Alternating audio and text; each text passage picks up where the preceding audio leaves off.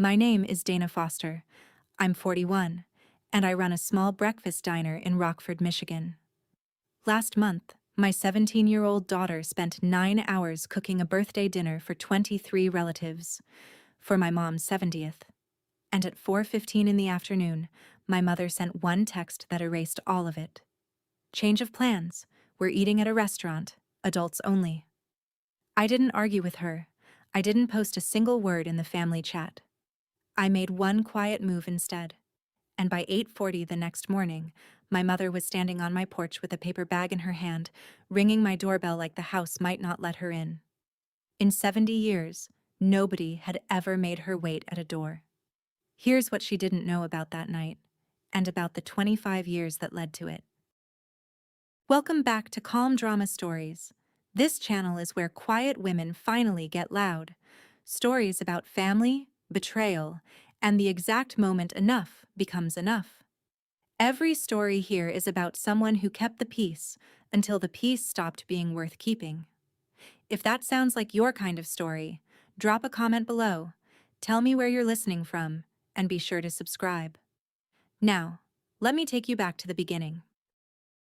Run a diner for 6 years and you learn the difference between a customer and a critic.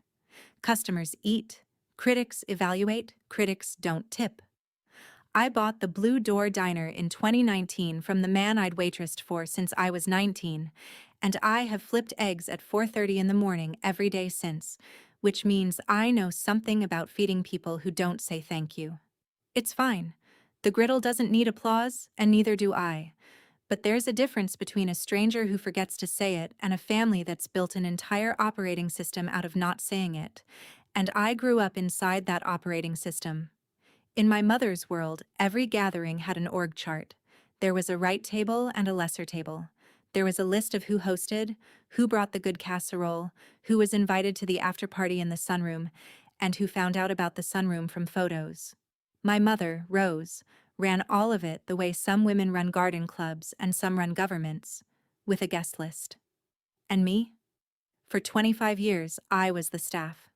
I cooked the Easter ham. I hosted the showers. I did Thanksgiving the year her kitchen was being remodeled and the year it wasn't. Nobody ever asked me to. Asking would have meant noticing. My brother Paul showed up with wine and got a toast. I showed up with 3 days of cooking and got asked where the serving spoons were. I'm not telling you this so you'll feel sorry for me. I'm telling you because you need to understand the machine my daughter was born into. In my family, I wasn't the favorite. I wasn't the black sheep either. I was the caterer. And the worst part is, it took my own daughter's 17th year on this earth for me to see the apron I'd never taken off. Now let me tell you about Lily. My daughter is 17, a senior, and she is the kind of kid who shows love with her hands. She doesn't gush. She fixes your wobbly chair, charges your phone without being asked, and stands next to me on the diner's Saturday line like she was born holding tongs. She's worked weekends since she was 15, paid on the books, because I don't run my family the way my mother runs hers. When Grandma Rose's 70th came up on the calendar, Lily didn't buy a card. She planned a menu. She spent 2 weeks texting relatives, one by one, asking a single question. What's the one dish you remember from a family dinner that made you happy? She collected the answers like evidence. Aunt Janet said chicken and dumplings. My cousin's kids voted mac and cheese, the baked kind with the crust. And for my mother, Lily didn't have to ask, because Rose has spent 30 years telling anyone who'd listen about her own grandmother's peach cobbler, the one nobody had ever gotten quite right since. Lily found a version of that recipe online, then adjusted it through 4 test batches until my kitchen smelled like a county fair. She budgeted the whole dinner out of her own savings, $340 of tip money and babysitting cash. And when I tried to slip her my card at the grocery store, she pushed it back and said, "It's my gift, Mom. Gifts count more when they cost you something." 17 years old. She hand-lettered a place card for every single guest, all 23, in the calligraphy she taught herself off a video. The one that said Grandma Rose was the largest, with a gold border she did twice to get straight. I watched her tape the menu to the fridge and I thought, This is the good part of us. Distilled. I had no idea I was watching a test my mother was about to fail. I want to be clear about something, because I've replayed this part 100 times. I did not walk my daughter into an ambush blind. I know my mother. So 3 weeks out, I pinned it down in writing. I texted Rose. Birthday dinner at our house, Saturday the 14th, 6 p.m. Lily's cooking the whole thing for you. Yes? And my mother texted back one word. Fine. Not lovely, not thank you. Fine. I have hosted enough of her events to know that fine is a yellow light. So a week before, at Sunday lunch, I asked again, out loud in front of witnesses. Mom, Saturday, our house, Lily's dinner. You're sure? She waved her hand like she was shooing the question off a tablecloth and said yes. Of course. Your house. And then, to Sandra, her friend from the club who had stopped by to drop off bridge cards, she added the sentence I should have taken more seriously. Dana's place is cozy. Homey, you know. Simple. Sandra smiled the way those women smile, with the bottom half of the face only. In my mother's dictionary, I knew, cozy is not a compliment. Cozy is a floor she thinks she's above. I heard it, I logged it, and I did what I had always done with my mother's little knives. I translated it into something a daughter could live with. She's just old-fashioned. She'll melt when she tastes the cobbler. I had spent 25 years being fluent in her. And fluency, it turns out, is its own kind of blindness. Because what I heard as a snobby aside was actually a door quietly opening. And through it, 3 weeks later, at 4:15 on a Saturday afternoon, walked Sandra's little gift. The day of the party, Lily was up before I was, and I get up at 4:30 for a living. By 7 she had the kitchen organized like a line cook, stations labeled in painter's tape, borrowed sheet pans from the diner stacked by size, a handwritten timeline taped to the cabinet with every dish scheduled backward from 6 o'clock. Chicken and dumplings for Aunt Janet. The baked mac and cheese with the crust. Doubled. Because the little cousins were coming. Green beans the way my late father liked them, because Lily wanted him at the table somehow. A roast. Rolls from scratch, which I'd told her was madness, and which she did anyway. And the cobbler, the famous cobbler, timed to come out warm at 6:15 so the whole house would smell like Rose's childhood when the candles went in. My husband Mark ran errands like a man possessed. Ice, folding chairs, more butter, different butter. I mostly stayed out of the way, which for a diner cook watching someone else run her kitchen is a form of love I hope my daughter someday understands. Around 3, Lily washed her hands, untied her apron, and sat at the dining table to finish the place cards. 23 of them fanned out in rows, her calligraphy getting more confident with each one. She set Grandma Rose at the head of the table, gold border, straightened it twice. At 4 o'clock she stood in the doorway surveying 9 hours of work. 6 dishes, a set table, a house that smelled like 3 generations, and she allowed herself one small smile. At 4:15, my phone lit up on the counter. I remember the exact time because the oven timer read 1:45 on the cobbler, and I remember thinking, before I even picked it up, it's her birthday. Surely not even my mother. The text was to the whole family group chat, all 23 guests, sent 45 seconds before the one she sent to me privately. I checked the timestamps later, and that detail still tells me everything about the order of operations in my mother's heart. The group message read, "Change of plans, everyone. Sandra has booked the private room at Antonelli's as my birthday gift. We're eating at a restaurant tonight. 7 p.m. Adults only, please. It's a lovely room. See you there." And then, to me, separately, "You can bring the cobbler if you want. Adults only." I stood in my kitchen and read it 3 times, the way you reread a lab result that can't be right. Antonelli's. 7 o'clock. Adults only. With an exclamation point of lipstick on it. It's a lovely room. My daughter was upstairs changing into the dress she'd bought for tonight. On my stove sat 6 finished dishes for 23 people, and in my dining room sat 23 hand-lettered place cards, and the one at the head of the table had a gold border done twice. I called my mother. It rang 4 times and went to voicemail. She was at the salon. I knew because she'd posted a photo from the chair, fresh silver curls, captioned 70 and fabulous. I called again. Nothing. I texted, Mom, Lily cooked all day. Everything is ready. Please call me. The reply came 9 minutes later, and it was not a call. Don't make this difficult, Dana. Sandra went to a great deal of trouble. A restaurant is simply more appropriate for the occasion. Adults only. There it was, twice in one afternoon. The phrase that would follow me around for the rest of this story.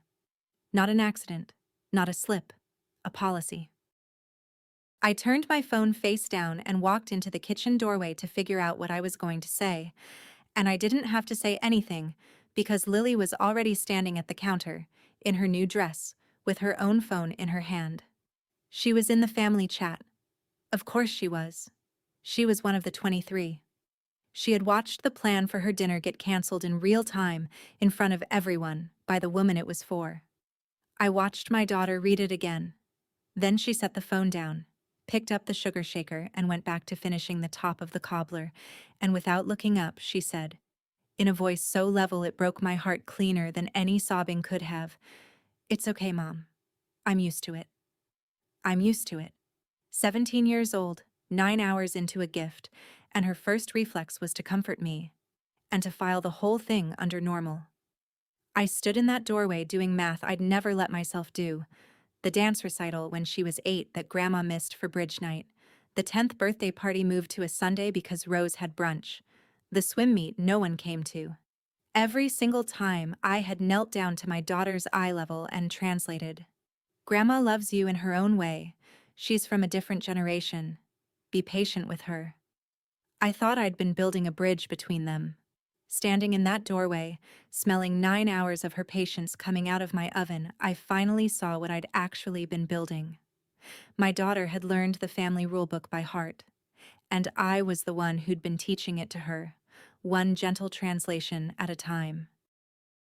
Let me show you the world I grew up inside. In my mother's house, there were 2 tables at every holiday. The dining room table, mahogany, candles, cloth napkins, and the card table in the den, vinyl top, folding legs, one short. I ate at the card table until I was 23 years old. 23. I was promoted. Her word, promoted. The year I got engaged to Mark, because a fiancé made me, and I quote, a full household. My cousin Rachel never got promoted at all. She stopped coming instead. Invitations in my mother's world were report cards. Who hosted Easter was a standings table. When my father was alive, he'd wink at me across the 2 tables and sneak me the good rolls.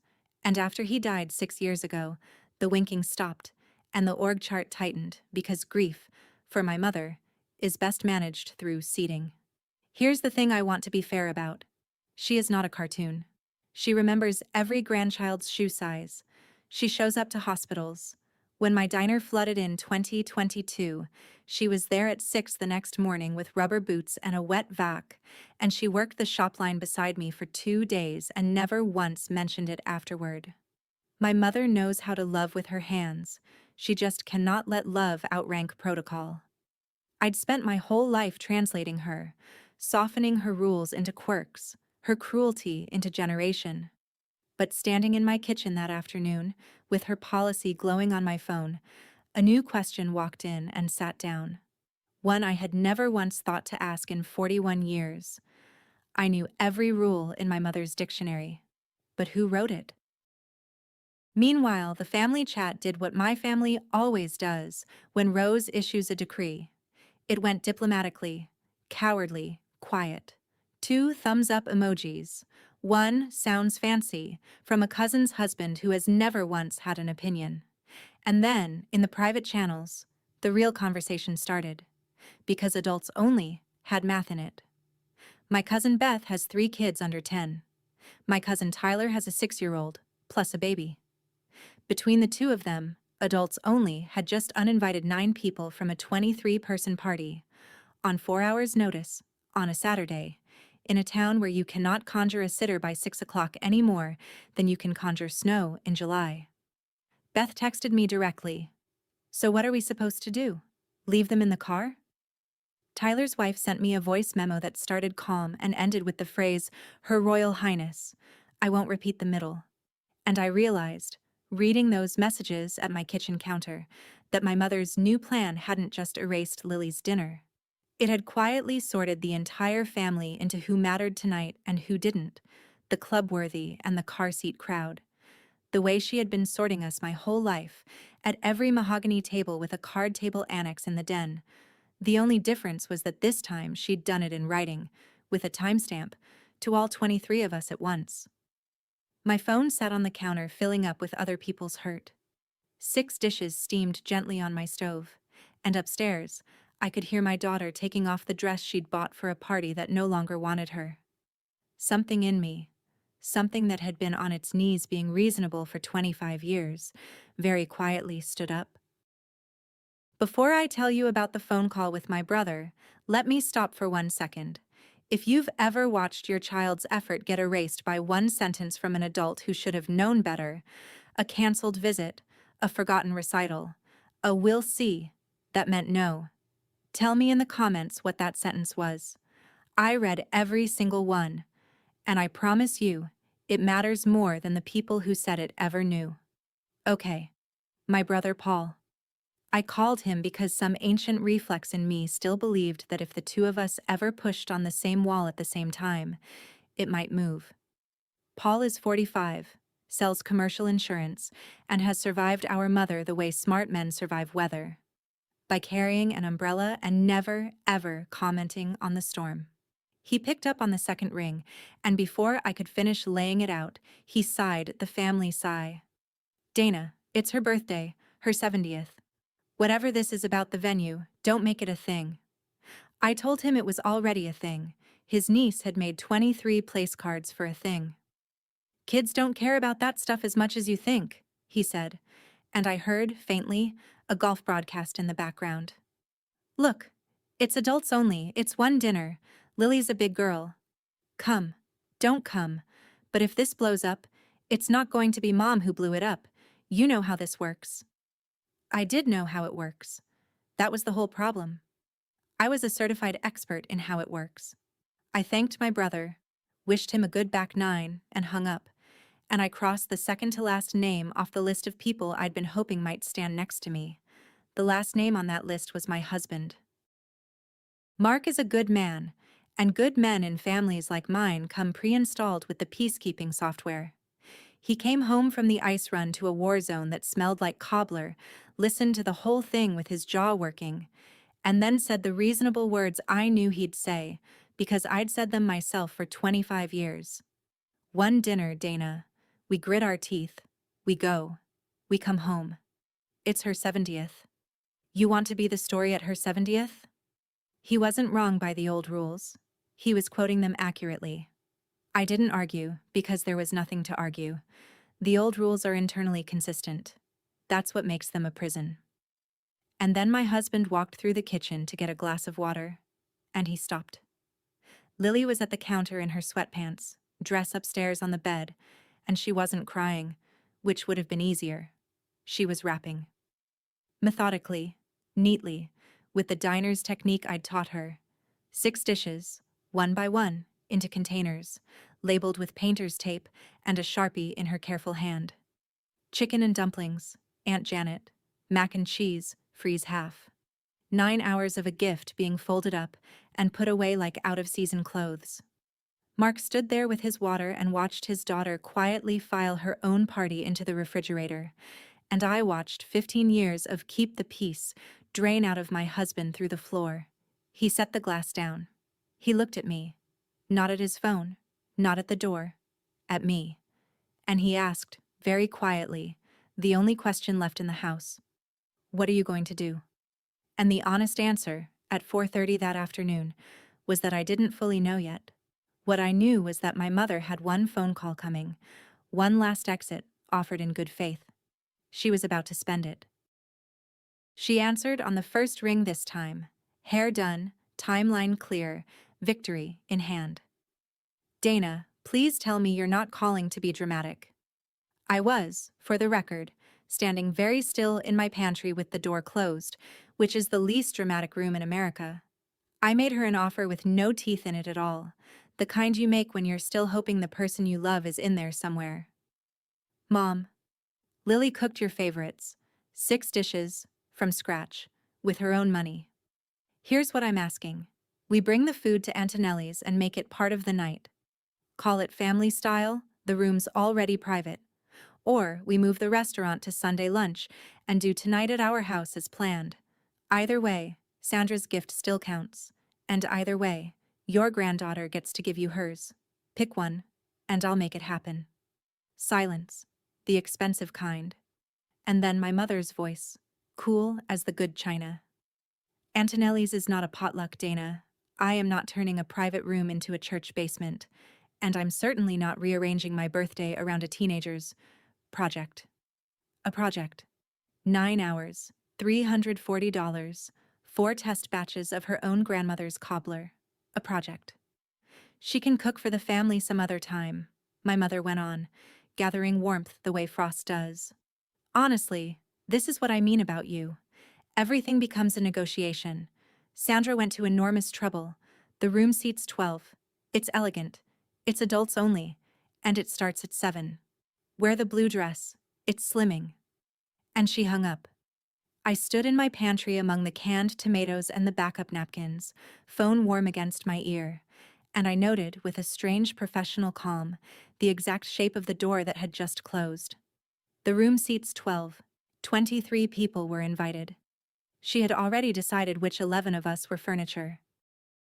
I came out of the pantry and stood at my dining room table, and that's where this story turns. So let me put you exactly where I was standing. The table was already set. We'd done it at noon, Lily and I. Leaves added, cloths pressed, borrowed chairs squared up like a wedding. And marching down the middle of it, in 2 neat rows, sat 23 hand-lettered place cards. Aunt Janet, Uncle Gene, Beth, Tyler, each of the kids. The little ones' cards had doodles on them. A soccer ball for Beth's oldest. A dinosaur for the baby because Lily said babies deserve dinosaurs. Place cards for a family, not a court. No head table calligraphy for the important people, and ballpoint for the rest. All the same ink, all the same care, every seat worth the same trouble. Except one card was bigger, and it sat at the head of the table. Grandma Rose, gold border, hand-ruled, done twice. I'd watched her measure it against a credit card to get the lines straight. I picked it up. I don't know what I was looking for. Wait, maybe. And when I turned it over, there was pencil on the back. Faint, in my daughter's real handwriting. The fast one. Not the calligraphy. Happy 70th. From your sous chef. Her sous chef. That's what Lily called herself the summer she was 12, elbow deep in diner prep, when she announced that one day she'd cook a whole dinner for the family and Grandma would sit right there. 5 years she'd been carrying that little plan. I stood at my perfectly set table, holding a gold-bordered card addressed to a woman who had just called it a project, and I stopped being a translator. I put the card back in its place at the head of the table, and I left the whole table exactly as it was. 23 cards, 23 chairs, because some part of me had already decided something the rest of me was still catching up to. At 4:40, my phone buzzed again. My mother, having sensed, the way she always senses, that her middle child had not yet fallen in line, had escalated from policy to terms. Since you haven't confirmed, I expect you and Mark at Antonelli's at 7. Alone. This is not a debate. If you choose to sulk at home instead, don't bother with Thanksgiving, and don't expect me to explain to the family why my own daughter boycotted my 70th. They'll draw their own conclusions. I read it twice. There is a special genre of message that only controlling people can write, the kind where every sentence is a hostage. Come alone. Your daughter is the ransom. Don't bother with Thanksgiving. The holidays are the ransom. They'll draw their own conclusions. Your reputation is the ransom. For 25 years I had paid every single one of these, promptly, in full, and called it being the bigger person. I want to be honest with you about what I felt standing there, because it wasn't rage, not yet. It was inventory. I looked at the stove, 6 dishes. I looked at the table, 23 cards. I looked at the clock, 4:43. And I looked, last, at the ceiling, toward my daughter's room, where a girl who had said "I'm used to it" was probably lying on her bed teaching herself to mean it. Here is what the inventory came to. If I drove to that restaurant tonight, even silently, even just to keep the peace, the lesson would be carved into Lily permanently, deeper than any calligraphy. Effort is a project. Love is a seating chart. And Mom will always, always translate. There was no middle seat left at this table. My mother had removed it herself, at 4:40, in writing. All that remained was to choose which woman I was going to be at 6 o'clock. I went and sat on the edge of my bed for 10 minutes, alone, and did the thing I'd been avoiding for 25 years. I audited myself. Not my mother, me. The recital when Lily was 8 missed for bridge night. I'm the one who knelt down and said Grandma loves you in her own way. The 10th birthday moved to a Sunday for Rose's brunch schedule. I'm the one who called it flexible. The swim meet nobody came to, where she got second place and scanned the bleachers twice. I'm the one who texted photos to the family with 3 exclamation points so nobody would have to feel bad about not being in them. Every one of those translations had felt like protection at the time. Sitting on my bed with the clock running, I finally heard them the way Lily must have filed them. A fluent adult explaining patiently, over and over, why her hurt shouldn't be believed. My mother built the ranking system. Fine.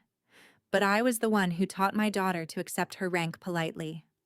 Every translation was a small tuition payment to a school I should have pulled us both out of years ago. That's the sentence that finally stood me up off that bed. Because here's what I suddenly understood, with the kind of clarity that feels less like a light bulb and more like a fever breaking. I could not get Lily a better seat at my mother's table. Nobody could. That table was built, plank by plank, specifically so that someone would always be below the salt. It needed a card table in the den, the way an engine needs exhaust. The only move that had ever existed, the one hiding in plain sight behind 25 years of my diplomacy, wasn't to argue for a chair. It was to set a different table entirely. I walked downstairs. I picked up my phone. And first, before anything else, I went to find my daughter. Lily was on her bed, still in sweatpants, watching a cooking video with the sound off, which is what she does instead of crying. I sat down next to her and I didn't soften anything because I was done softening things. Here's what I'm thinking, I said. I open our doors tonight, 6 o'clock, exactly as planned. I invite the whole family, everyone, kids first. Grandma will take it as war. Some people will go to the restaurant anyway. It might be 4 of us eating 6 dishes, and Monday the phone calls will be ugly. If we do this, you're not a kid whose party got rescued. You're the chef. It's your food on the line. So it's your call too. She was quiet for a moment, and I watched her weigh it. Really weigh it. The costs, the aunts, the empty chairs. Because my daughter is not naive. She is 17 and fluent in this family. Then she paused her silent video, and she looked at me. And for the first time since 4:15, the flatness was gone from her face. Something underneath it had woken back up. If it's 4 people, she said, I'm still plating it in courses. Then, a beat later, quieter. You'd really do that? To Grandma? And I said the truest sentence I'd said all day. Not to Grandma, baby, for you. There's a difference, and tonight seems like a good night to finally learn it. She nodded once, chef to chef. We had a service to run. I sat at the kitchen counter and wrote the message to the family chat, and I want to show you the 3 drafts I deleted, because they matter. Draft 1 was a prosecution. A list, dates included, of every event my mother had rescheduled, every kid she'd exiled to the den, 25 years of receipts, ending with tonight. Accurate, satisfying. Deleted, because it was a trial, and trials are just seating charts with verdicts. Draft 2 was sarcastic. Since the private room only seats 12. Deleted. because sarcasm is my mother's native tongue and I was done being fluent in her. Draft 3 was an essay. Paragraphs, apologies in advance, context, softening, the translator's version. Me kneeling one last time between my family and the truth, explaining everybody to everybody. I read it twice and deleted it slowest of all, because that draft was the woman I'd been for 25 years, and she died hard. Here's what I finally understood, cursor blinking in the empty box. Anything I wrote in her language, blame, status, spin, kept me at her table, just seated angrier. The only message that actually left the table was the one with no argument in it at all. An invitation doesn't argue. An invitation just opens a door and stands there, warm, with the porch light on. So I wrote something short and warm. I attached 2 photographs. And before I could reread it into oblivion, I did one last thing first. Because my mother, whatever else she is my mother. And she deserved to hear the door open before the rest of the family did. At 5 o'clock exactly, I texted my mother, privately, one last time. Mom, I love you, and happy birthday. I'm not coming to the restaurant without Lily. I won't leave her home like a coat. Dinner is still at our house at 6. Everything she cooked for you is on the table, and the seat at the head has your name on it in gold. It will be there at 6, and it will still be yours if you walk in at 8. I hope you come. Either way, I'm done choosing between my mother and my daughter. I choose the table where both of you fit. I read it once and sent it before the translator in me could soften. I'm done, into, I'd rather not. Then I watched the screen. The 3 dots appeared, stopped, appeared again, longer this time. My mother composing, editing, recalibrating, a woman who has never once in her life sent a first draft. Then the dots vanished, and in their place, silently, a single word surfaced under my message and just sat there. Seen. 5:03 p.m. Read and dismissed. The way you dismiss a waiter. And I'd be lying if I told you it didn't hurt. That little gray word. After 41 years, hurt still finds the gap in the armor. But it also did me one final favor. It burned the last bridge I might have been tempted to stand on, wringing my hands. She had seen the open door. She was choosing the room that seats 12. Okay, Mom. Duly noted, in writing, with a timestamp. Now it was the family's turn. At 5:07, I sent it. To the family chat, all 23 of us, under my mother's restaurant announcement like a small stone set gently on a big desk. 2 photographs. The dining table, fully set. 23 place cards catching the evening light. And a close-up of one dish, the cobbler, golden and imperfect and obviously homemade. And a short caption, no explanation, no accusation, nothing for anyone to argue with. Dinner is still at 6, at our house, exactly as planned. Everything on the table was cooked for Grandma by Lily from all your favorite recipes. Everyone is welcome at my table, kids especially. I put the phone face down on the counter, and I'll tell you the same thing I told Mark when he raised his eyebrows at me. I wasn't recruiting. I refused to count who was coming, refused to check the chat, refused to turn my daughter's dinner into a poll. The message wasn't a move against the restaurant. The restaurant could have its evening. It was just a fact, stated once, in daylight. This door is open. This food exists. This child cooked it. Everyone fits. What people did with that fact would tell me, at long last, who my family actually was underneath 25 years of seating charts. And I genuinely did not know the answer. Mark flipped his phone over too, in solidarity, and the 2 of us stood in our kitchen like people waiting out a coin toss. At 5:58, the doorbell rang. It was Beth. Beth, her husband, and all 3 kids, the youngest already reaching for me from her hip. And behind them on the walk, like a second wave, Tyler's crew, his 6-year-old running ahead, his wife carrying the baby carrier like a lantern. We were always coming here, Beth said, handing me a bag of dinner rolls nobody needed. The other invitation didn't include my children, so as far as I'm concerned, it didn't include me. Aunt Janet arrived at 6 sharp with her coat already off. Somehow, a woman perpetually ready to do dishes. Then Mrs. Henderson from my dad's side, with a bottle of sparkling cider for the chef. 14 people, counting us. I did not count the 9 who weren't there. I'll be honest. I noticed. You always notice? The gold-bordered card at the head of the table sat in front of an empty chair all night and I never once moved it. But 14 people filled my house to the walls anyway, because children count double when a house is being measured for warmth. And my daughter? My daughter tied her apron back on, stood at the pass between my kitchen and my dining room, and ran her first service. Courses, announced. Chicken and dumplings set down in front of Aunt Janet, who looked at it and had to fan her own face with her hand. The mac and cheese with the crust, mobbed by cousins. My father's green beans, and Janet quietly saying, "Oh, Frank, nobody at that table was furniture." I'll tell you about the other party the way I learned it. Secondhand, from Janet, who heard it from her friend Dolores, who was at Antonelli's that night for an anniversary and had a clear view of the private room, because in a town like ours there is always a Dolores. 9 people in a room set for 12. My mother at the head in her salon curls. Sandra to her right, presiding over her gift. Paul and his wife, 3 club couples worth of my mother's social circle minus a husband with a cold. And that was the party. 9 adults, no one under 50, in a lovely room with a long wine list and, per Dolores, the acoustic quality of a bank. The food was reportedly excellent. The toasts were reportedly brief.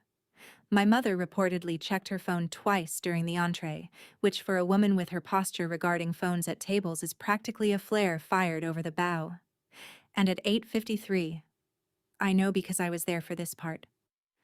The family chat, silent since my 5:07 message, quietly came back to life. Beth posted a photo of the cobbler, half demolished. Then one of the kids' table. The real kids' table. The joyful kind. Juice boxes raised mid-toast. Then Janet. The place cards. No captions, no commentary, not one word aimed at anyone. Just a door standing open, in photographs, where 23 people could see it. The chat's reply from the restaurant contingent was silence of a very different texture than before. The last guests left at 10. Lily fell asleep upright on the couch at 10:40, apron still half-tied, and Mark carried her up the stairs the way he used to when she was 7, her feet hanging comically far past his elbow now. And I stood alone in my kitchen washing the last sheet pan, and that's when it finally hit me. Not triumph, nothing so shiny. What hit me, elbow deep in dishwater at 11 at night, was her voice at 4:15. "It's okay, Mom. I'm used to it." I cried then, quietly, into the steam, for a girl who had taught herself to expect the card table, and for the 25 years of me who had handed her the flashcards. Because I want to be honest with you about what this night actually cost, underneath the cobbler and the juice box toasts. My mother had not called. Not during dinner, not after the photos. Somewhere across town she was taking off her earrings in a quiet house, turning 70, furious at me, and some 7-year-old part of me still wanted to drive over and fix it, translate it, cater it back together. That part of me doesn't die in one night. I don't think it dies at all. But standing at that sink, I finally knew the difference between fear and grief. I could survive my mother's anger.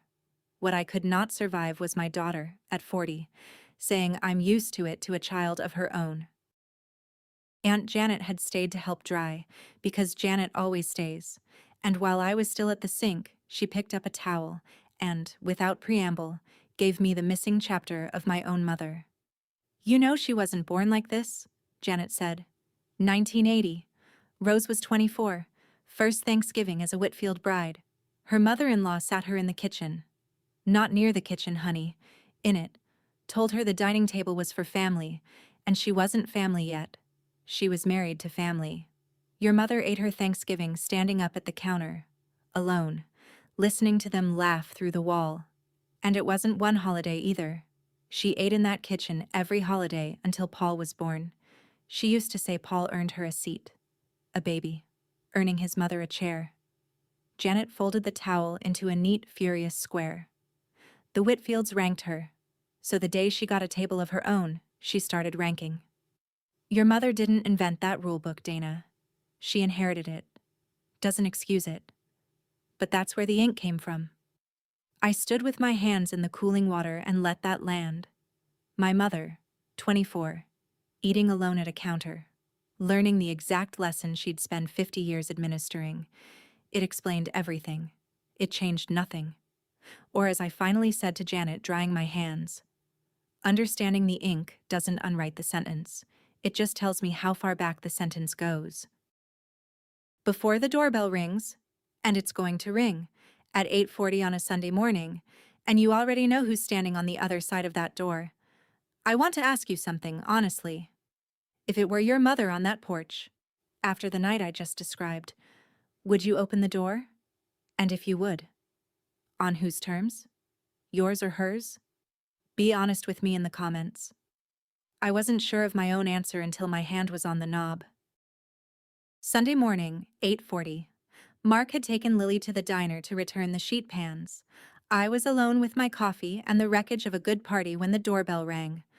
Through the frosted glass of my front door, I saw the shape I'd know anywhere. The posture first, because my mother's spine arrives everywhere 10 seconds before she does. But something about the outline was wrong, and it took me a moment to name it. Stillness.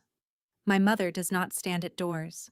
My mother sweeps through them mid-sentence because every door in this family had always been functionally hers. This shape just stood there, rang once, waited. In her hand, a brown paper bag held with both hands, the way you hold something in a waiting room. I set my coffee down and did not hurry. Not out of cruelty.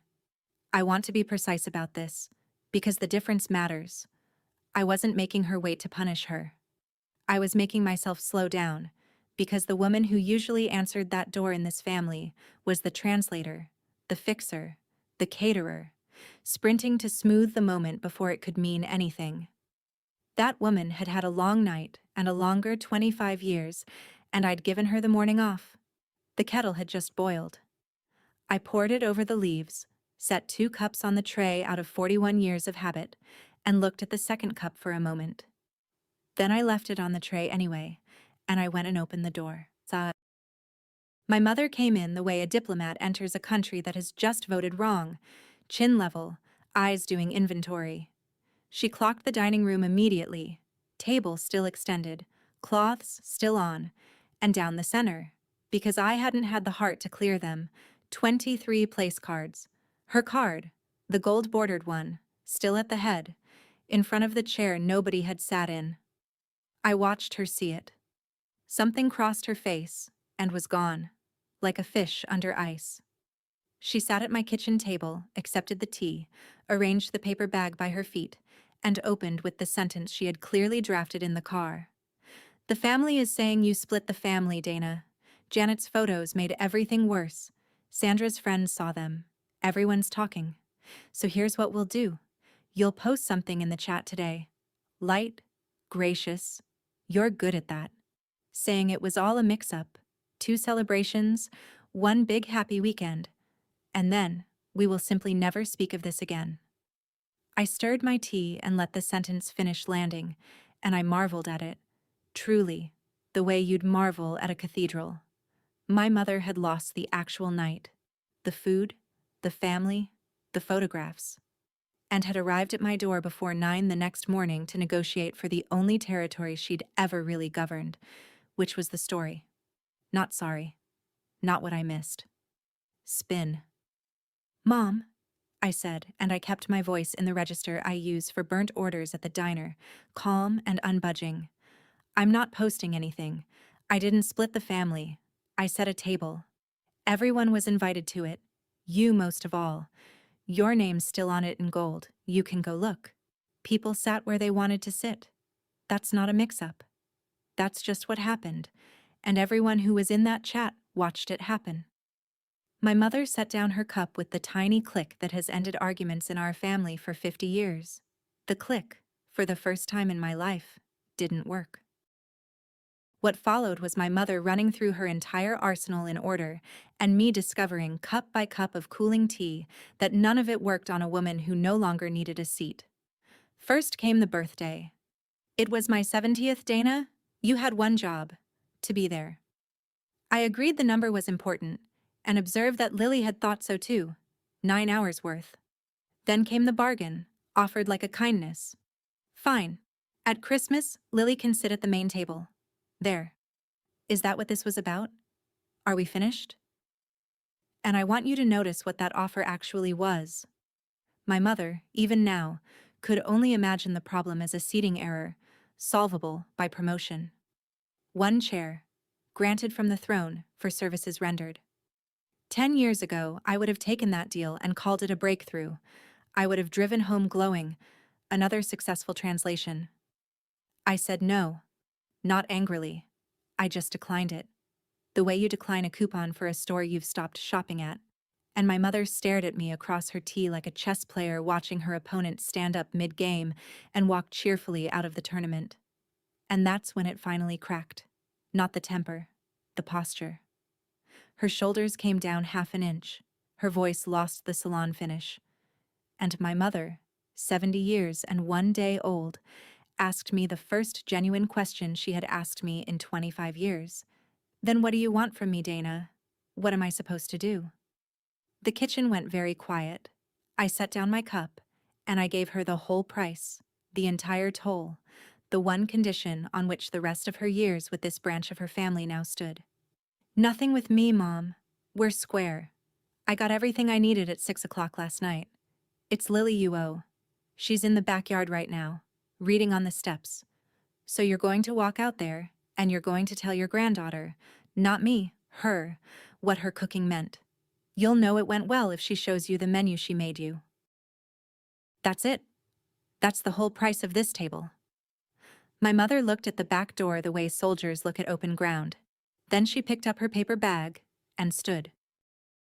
I stayed at the kitchen window because some conversations you're not supposed to hear, only guard.